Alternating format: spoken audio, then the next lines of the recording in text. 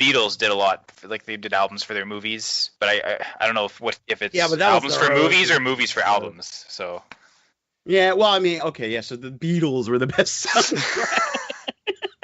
Geez, you had to go with the Beatles out on me. All right. I can take my L. Good company. All right, Kyle, what do you have? it's funny. I have a lot of similar songs to Brad, and almost placement wise, some of them are actually identical. So that's going to be funny as we go through this. I've always loved Queen's ability to kind of take sounds that seem science fiction-y from the future, but then at other times they also call back to the past. So at number 10, I have Crazy Little Thing Called Love. And it's a callback to the 50s, the rockabilly, like, Elvis style. And it just sounds so much different than anything else they've ever done, really. So I think it definitely warranted inclusion. That that was an Elvis song, right? Yeah, it might have been. I think so. That was the video that he didn't. Freddie Mercury didn't drag. No, that was. Oh no. I guess not. What was that one? Well, I was wrong and dumb. So. Oh, now I can't think of which one. Join the club, bro. For some reason, in my head, that was the song he was doing in that get. That was banned from MTV or something like that. I don't know. I'm the wrong person to ask. If you watch the movie, you know these things. It was "I Want to Break Free." Was banned. Yeah, and yeah, Freddie Mercury in a skirt and fake boobs. It's great. I totally ruined it. Sorry. That's okay. We have a nice theme going. The Brad is Wrong show. Yes. What else do you have, Kyle? So at number 9, I'm going Slightly Mad. Apparently, I actually am going slightly mad. Brad mentioned Innuendo, and actually something he was completely right about is how great of an album that is. Personally, that's my favorite Queen album. I think on that album is the first and really one of the only times that they decided all 4 members would get a songwriting credit on all songs. It seemed like they just collaborated a lot more closely during that period. And one thing I really love about Going Slightly Mad is the guitar solos that Brian May does. All these different guitar tracks that sort of go into one another. Sometimes use the slide and slide guitar. I just felt that someone going mad would probably have tons of thoughts like that racing through them. And I think it's a really good job of really exemplifying what the lyrics mean in the music. Okay. Number 8, I have another one off Innuendo, The Show Must Go On. I think it's a tour de force of Freddie's voice. Like, that's just definitely one of his better vocal performances, and that's saying a lot because he has a lot of great vocal performances. Yeah. Good solo, and I think it sounds really epic, and then knowing that it's the last song on the last album that was released before he died, it really feels heavy when you listen to it, knowing what his fate was. Yeah, it seemed like a really deeply personal song. I really love that song. Mm-hmm. So at number 7, I have Killer Queen. Oh my god!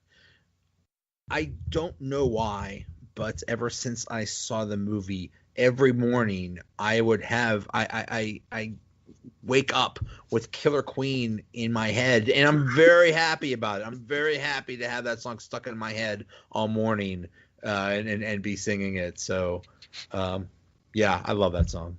It's a catchy melody. It really feels sophisticated. The way the piano chords sound and the melody itself is just kind of the way he phrases things. It feels like it really shows what they were trying to talk about in terms of a very sophisticated prostitute, but still. And then I also love how is that what it's about? Yeah. It's about a hooker. I did not know that. Yeah, a killer queen. But someone who's like a very high class. Because And on first listen, I thought it actually was because they mentioned Marie Antoinette in the lyrics. I thought it was drawing back to queens of the the 1700s, and so. But then I actually went and looked up the lyrics, and yeah, I found that's what that was about. So I also love how they added some an effect called phaser onto some of the guitar parts and the vocal parts, and they were talking about dynamite like a laser beam, and it kind of makes it sound like a laser beam. I thought that was super cool. Yeah. That's one thing you'll see on a lot of the songs. It's when the music matches what the lyrics are saying. They do that a lot really well. And on this next song, number 6, they do it really well with Delilah. To me, it was that guitar solo is one of Brian May's best, and using the talk box to make itself sound like a cat. Meow. And yeah, it's super campy. And unlike Brad, I'm not going to ignore the campy songs on my list. There's plenty of them. Okay. But like Brad, I have Another One Bites the Dust at number 5. Yeah, I mean, it's not that bad a song. It's silly, but I like a good silly song every now and again, and not everything has to be heavy. No, they do silly really well. So it's some bands maybe can't handle it, but they definitely seems like they're really just comfortable with themselves emotionally. They don't mind playing the role of silly. What I love about Queen is that you have 4 guys that are all really, really good songwriters. Most bands maybe have 2 guys in the band that really write songs. So Another One Bites the Dust, a great John Deacon song. Apparently, it was originally meant to be like a country western song, sort of a cowboy kind of thing. That was kind of what it's talking about, like you get into those shootouts and another one bites the dust. That makes more sense now. But then they turned to disco with an awesome bass line, so it works. Yeah, I was like, where is the dust being bitten? Wild West. That makes, like, it was dusty. That makes perfect sense. Mm-hmm. And now I also didn't really know where that expression came from, but I guess that's what it means. Yeah, it makes sense. So I'm cheating with number 4. Since Queen kind of released these 2 songs together as a single, I feel like I'm allowed to cheat here, but I put We Will Rock You and We Are the Champions. Well, whenever you hear them, you always hear them together. On the radio, they play it like that, yeah. Right. So on the album, they come one after the other. So I'll put both, just because I wanted to get all these songs in here, and frankly, I would have rather us do a top 15 because there's a few songs that I really wanted to put that just weren't able, but I understand time constraints. Well, go for it. Well, anyway, I already cheated by putting the double here, so I don't think we need to spend. Well, actually, I padded mine, so I was lazy and took one song and shortened it 2. So there you go. Brad's wrong once again. Well, yeah. All right, what's number 3? And just to echo something Brad said, that again, you were right about this. News of the World, definitely one of Queen's best albums. And my number 3 song is Who Needs You? Kind of another silly, campy song, but another great John Deacon written song. They do a lot of like kind of flamenco guitar styles. Brian May has a really great solo.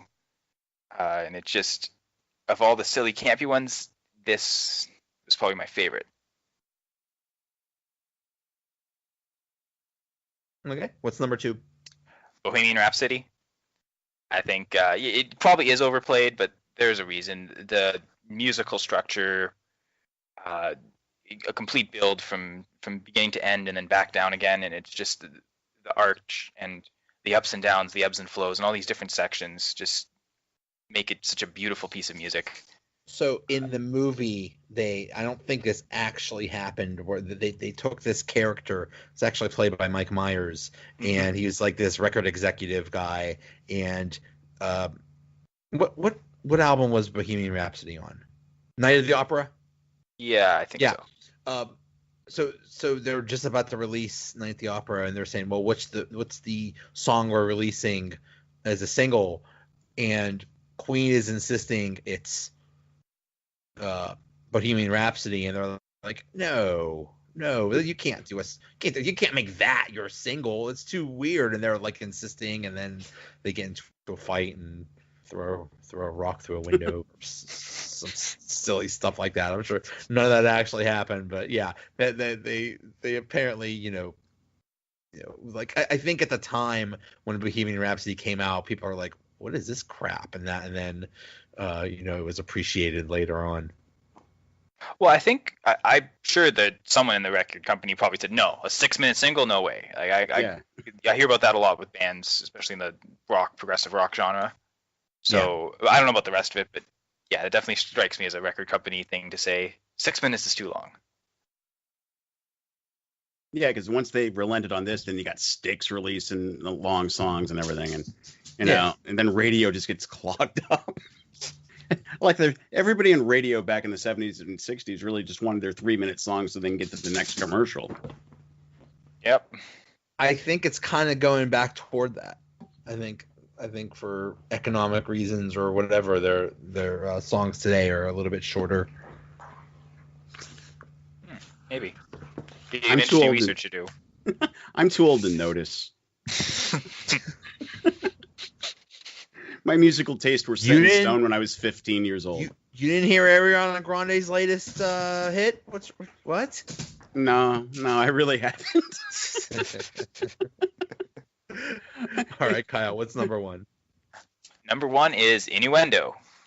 And similar to Bohemian Rhapsody, not as many sections, but still the whole long song with different movements. It doesn't follow the strict verse, chorus structure. And I'm also really biased because my favorite guitarist ever is Steve Howe. So the fact that he's on this song really pushes it to the top. But I think, like Bohemian Rhapsody, has that middle section with all the vocal tracks and sort of an opera itself. Like as the album says, A Night at the Opera. Well, it really does feel like Bohemian Rhapsody is the opera itself. But they kind of do a lot of guitar layering in the middle bridge section. And I just think it's phenomenal. The keyboard intro that they have, it really almost seems menacing. Like it really heavy. This is something really important to talk about. I feel like that follows through at certain points on the album as well. And I just absolutely love Innuendo. Yeah, I mean, Innuendo I remembered really well because it actually cut through my metal ears as a kid, and I'd be like, I love Queen, man.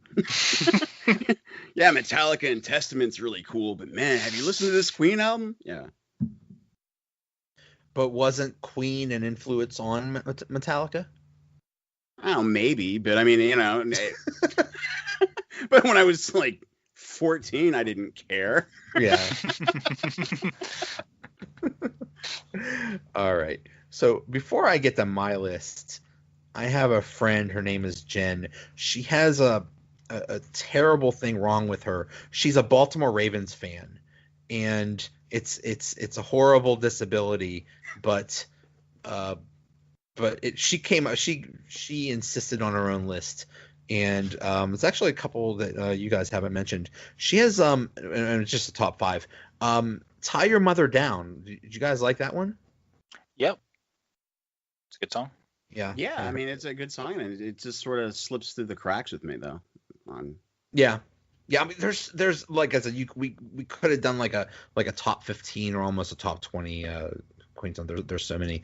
Number 4, Somebody to Love. Number 3, We Are the Champions. Number 2, another one, Bites the Dust. But neither of you mentioned Under Pressure. Yeah, that one. That's why I wanted a top 15 to talk about that one. Yeah, I always considered that just a collaboration straight with David Bowie and didn't think of it really just as a Queen song. So in my head, I just didn't have it in the right place to put it on this list. Right. And then Vanilla Ice ruined it. Well, of course he did. I like how he lied about it too. Oh no, it's different. They do dum dum dum dum dum dum, and I do dum dum dum dum dum. You see, it's totally different. That was the stupidest explanation in the world. Like, what? But the fact that he gave it straight faced is what absolutely floored me. But it was if I'm Queen and or David Bowie, I'm like, I don't ever don't play this song ever again. Just erase it for everybody. Just burn their copy of it. I don't know because now when you hear